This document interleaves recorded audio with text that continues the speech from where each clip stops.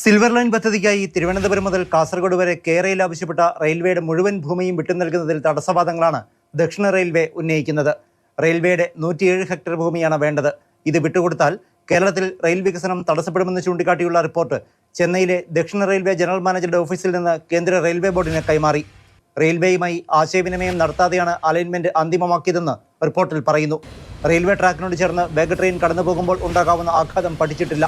പൊളിച്ചുമാറ്റുന്ന പുനർനിർമ്മിക്കാനുള്ള ചെലവ് പദ്ധതി ചെലവിലാണ് ഉൾപ്പെടുത്തിയിരിക്കുന്നത്. റെയിൽവേ കൂടി ചേർന്ന് പദ്ധതി ചെലവ് വഹിക്കുന്ന സാഹചര്യത്തിൽ ഇത് റെയിൽവേക്ക് സാമ്പത്തിക ബാധ്യത വരുത്തിവെക്കുമെന്നും റിപ്പോർട്ടിലുണ്ട്.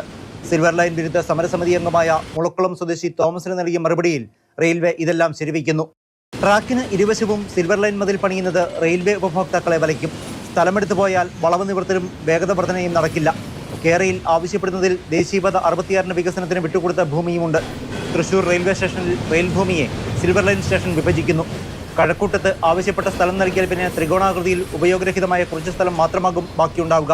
ഇങ്ങനെ റെയിൽവേക്കുണ്ടാകുന്ന നഷ്ടങ്ങളും ബുദ്ധിമുട്ടുകളും അക്കമിട്ട് നിരത്തിയാണ് റിപ്പോർട്ട്. കേരയിൽ ആവശ്യപ്പെട്ട സ്ഥലങ്ങളിലെല്ലാം സർവേ നടത്തിയാണ് ഭൂമി വിട്ടു നൽകുന്നതിൽ ഏറെ സാങ്കേതിക തടസ്സങ്ങൾ ഉണ്ടെന്ന് റെയിൽവേ സമർത്ഥിക്കുന്നത്. പ്രദീപ് ജോസഫ്, മാതൃഭൂമി ന്യൂസ്, കൊച്ചി.